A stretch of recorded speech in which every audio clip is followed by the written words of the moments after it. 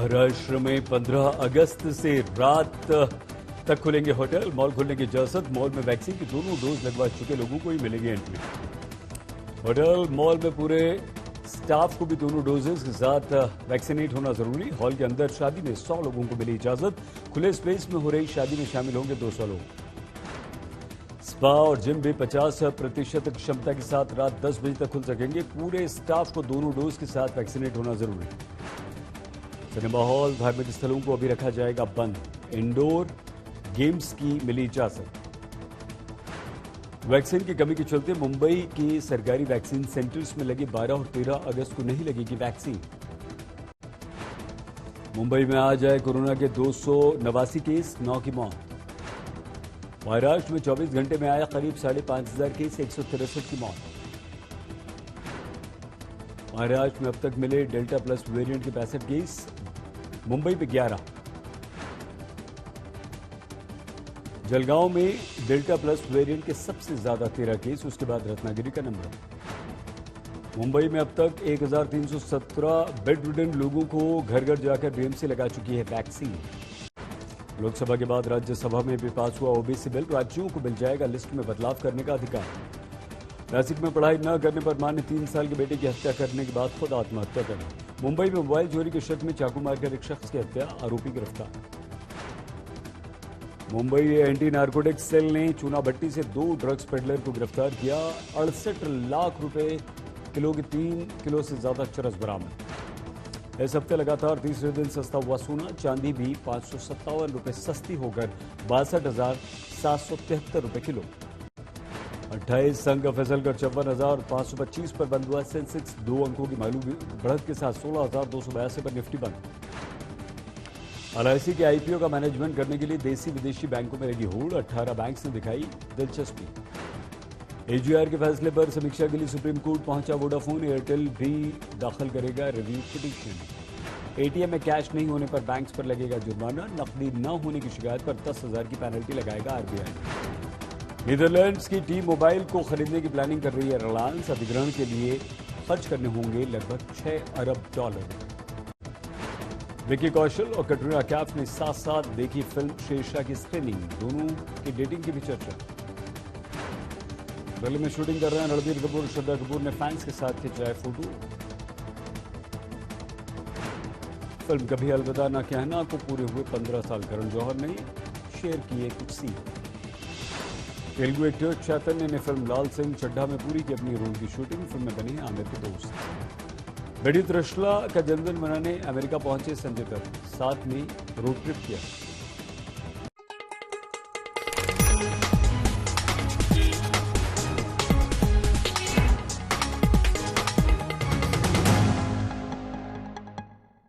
नमस्कार, आप देख रहे हैं आज तक। आपके साथ मैं हूं सईद अंसारी। स्वागत है आपका मुंबई मेट्रो में।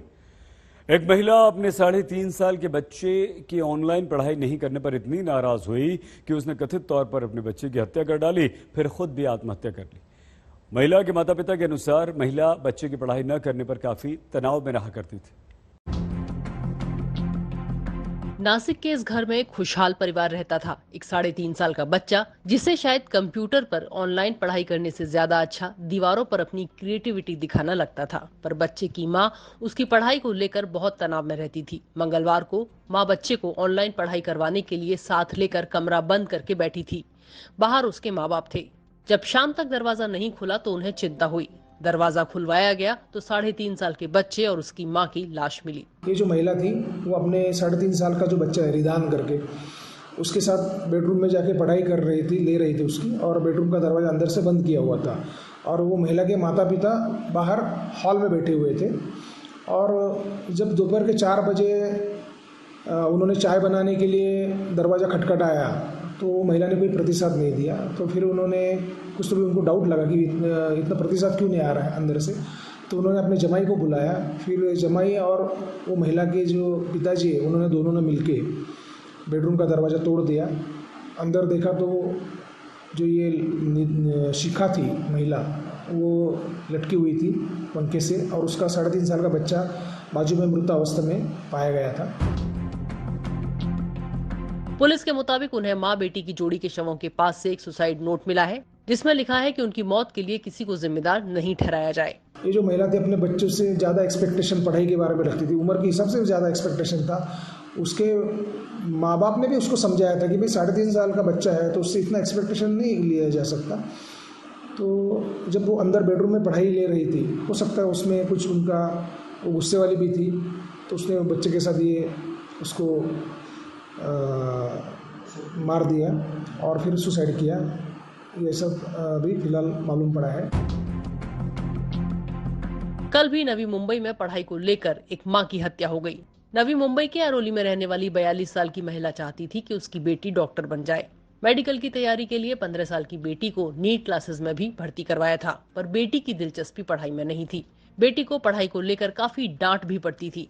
एक दिन पढ़ाई को लेकर माँ बेटी में झगड़ा हो गया। माँ की टोका टाकी से आरोपी बेटी इतनी तंग आ गई कि उसका सब्र जवाब दे गया। गुस्से में आकर आरोपी नाबालिग बेटी ने अपनी 42 साल की माँ को कराटे की बेल्ट से गला घोंटकर मार डाला। नासिक से प्रवीण ठाकरे के साथ आज तक ब्यूरो।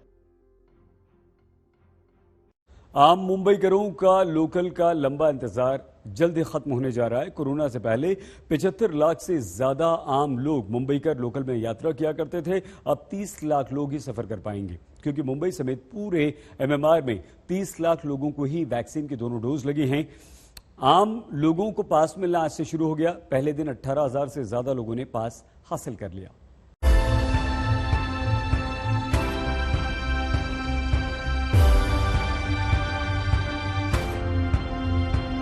आम मुंबईकरों का लोकल का लंबा इंतजार जल्द ही खत्म होने जा रहा है।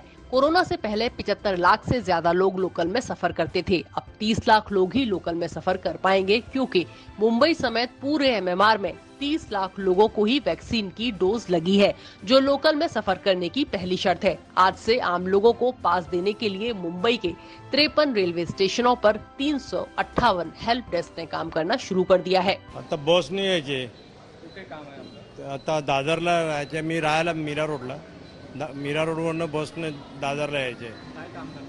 आमच्या कांदेबोड्याचे होलसेल आहे, दुकान आहे। बसमध्ये लाईन लावायला लागतो, एक तास असा टाइम जातो। जाताना म्हणजे जे एका तासात काम व्हायचे ते 3-3, 4-4 तास यायला जायला लई त्रास है।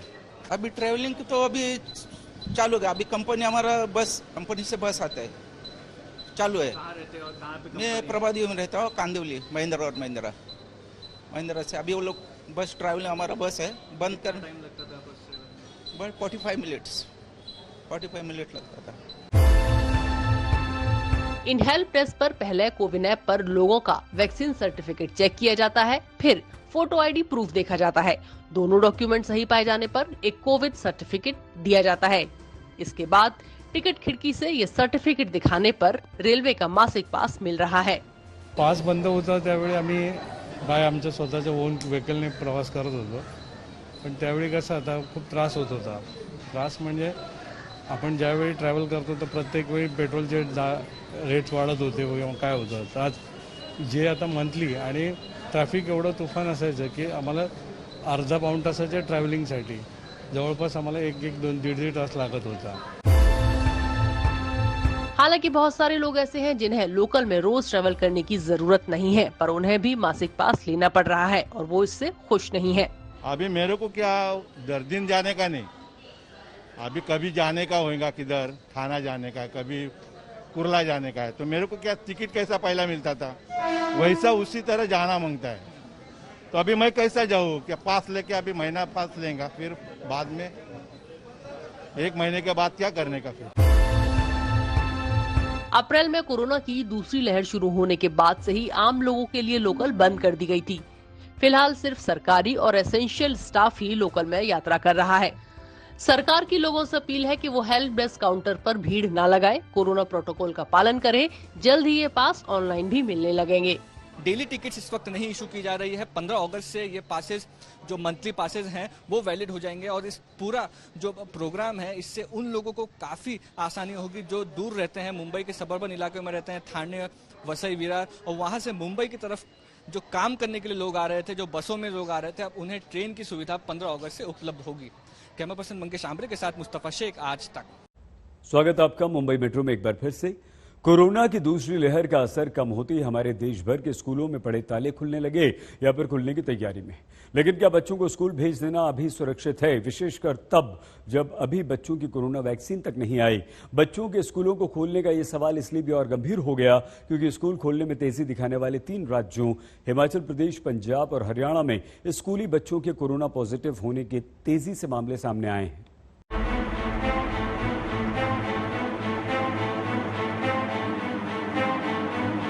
कोविड काल में बच्चों का स्कूल खोल दिया जाए या नहीं, लाख टके का यह सवाल हिमाचल प्रदेश, पंजाब और हरियाणा के कोरोना आंकड़ों से फिर चर्चा में आ गया है। हिमाचल प्रदेश में स्कूल गए 62 बच्चे कोरोना पॉजिटिव हैं, जिसमें से 10 बच्चों की कोरोना रिपोर्ट बुधवार को आई है। स्कूल से लिए गए सैंपल्स में 27 बच्चे पंजाब में बीते 3 दिनों में कोरोना पॉजिटिव आए हैं। इन 27 बच्चों में से 21 लुधियाना के 2 स्कूलों के बच्चे हैं। हरियाणा में भी स्कूली बच्चों के कोरोना पॉजिटिव होने का आंकड़ा 6 है। ये सभी बच्चे फतेहाबाद के हैं, जिनकी रिपोर्ट पिछले हफ्ते आई है। हमारे स्कूल में कल टेस्टिंग हुई। +1 क्लास के विद्यार्थी थे, 41 विद्यार्थियों में टेस्टिंग हुई थी। उसमें से 8 विद्यार्थियों को कोविड पॉजिटिव आए ने। उनके संबंध में जिला शिक्षा अधिकारी से हमारी बात हुई। हमने +1 और +2 के सारे विद्यार्थियों को कल ही स्कूल से बाहर रहने का आदेश दे दिया था। जब तक कोविड इंस्ट्रक्शन पूरा नहीं होता 14 दिन के लिए हमने सस्पेंड कर दिए थे। बाकी जो बच्चे बाकी स्कूल के बाकी विद्यार्थियों के लिए हमारी बात चल रही थी। आज डीसी साहब के हुक्म अनुसार 10 तारीख से हम 24 तारीख तक स्कूल बंद कर दिए गए। कोरोना की दूसरी लहर के बाद 16 जुलाई से 9वीं और 12वीं तक के स्कूल को खोलने वाला हरियाणा पहला राज्य था। इसके बाद 2 अगस्त से प्री नर्सरी से 12वीं तक के स्कूलों को खोलने की इजाजत पंजाब ने भी दी है। 2 अगस्त से हिमाचल प्रदेश में 9वीं से 12वीं तक के स्कूल खुल गए। लेकिन अब इन तीनों राज्यों के स्कूली बच्चों की कोरोना रिपोर्ट पॉजिटिव आई है तो हंगामा मच गया है। 3 राज्यों में स्कूलों के बच्चों की कोरोना पॉजिटिव रिपोर्ट बड़े स्तर पर पूरे भारत को यह सोचने पर मजबूर कर सकती है कि क्या वाकई दोबारा स्कूलों को खोलने का समय आ गया है। महाराष्ट्र 17 अगस्त से कोरोना नियंत्रित क्षेत्रों में स्कूल खोलेगा। महाराष्ट्र में 5वीं से 12वीं तक के स्कूल ग्रामीण इलाकों में, जबकि 8वीं से 12वीं तक के स्कूल शहरी इलाकों में खुलेंगे। उत्तर प्रदेश ने 16 अगस्त से 9वीं से 12वीं तक के स्कूल को 50% क्षमता के साथ खोलने की इजाजत दी है। 1 सितंबर से 6ठी से 8वीं तक के स्कूल खुल सकते हैं। दिल्ली में बड़े बच्चों को प्रैक्टिकल और प्रोजेक्ट वर्क के लिए स्कूल आने की इजाजत मिल चुकी है। कर्नाटक में 23 अगस्त से 9वीं से 12वीं तक के स्कूल खुल जाएंगे। ओडिशा में 26 जुलाई से 10वीं और 12वीं के स्कूल खुलेंगे। 16 अगस्त से 9वीं और 11वीं के स्कूल भी खुल सकते हैं। आंध्र प्रदेश में 16 अगस्त से स्कूल खुलेंगे। तमिलनाडु में 1 सितंबर से 9वीं और 12वीं के स्कूल 50% क्षमता के साथ खुलेंगे। मेघालय भी अगस्त से स्कूल खोलने पर विचार कर रहा है। लेकिन देश के बाकी राज्यों में स्कूल खुले उससे पहले हिमाचल प्रदेश ने 22 अगस्त तक स्कूलों में फिर से ताला लटका दिया है। कल हमने कैबिनेट की बैठक में कोविड सिचुएशन को रिव्यू किया और रिव्यू करने के बाद ये पाया गया है कि हिमाचल प्रदेश में बड़ी तेजी से पिछले 10 दिनों में मामलों में जो है वो बढ़ोतरी हुई है कोविड के। और ऐसी सूरत में स्कूल के बच्चे, स्कूल के टीचर्स भी जो है उसमें संक्रमित हुए और चंबा जिला में विशेष तौर से ज्यादा है। और ऐसी सूरत में फिर हम अलग अलग पैरामीटर्स अलग अलग डिस्ट्रिक्ट के लिए करें वो उचित नहीं है। इसलिए बेहतर समझा कि हम एक निर्णय करके 22 तारीख तक स्कूल जो हिमाचल में स्कूल खोले थे उन सभी स्कूलों को बंद कर देते हैं। पंजाब और हरियाणा ने स्कूलों को दोबारा बंद करने को लेकर कोई फैसला तो नहीं किया, लेकिन कम से कम पंजाब ने सरकारी स्कूलों में बच्चों की सैंपलिंग को तेज करने का फैसला किया है।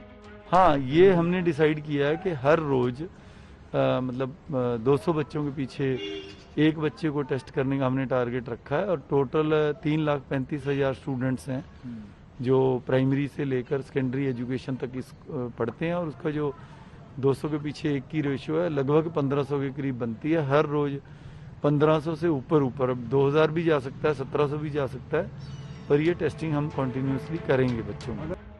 स्कूली बच्चों की पढ़ाई का जो नुकसान है वो बेहद गंभीर समस्या है, लेकिन दूसरी लहर के बाद स्कूलों को खोलने को लेकर आई ये रिपोर्ट नई परेशानी का सबब बन रही है। मंजीत सहगल, चंडीगढ़, आज तक। मुंबई मेट्रो में आज के लिए बस इतना ही।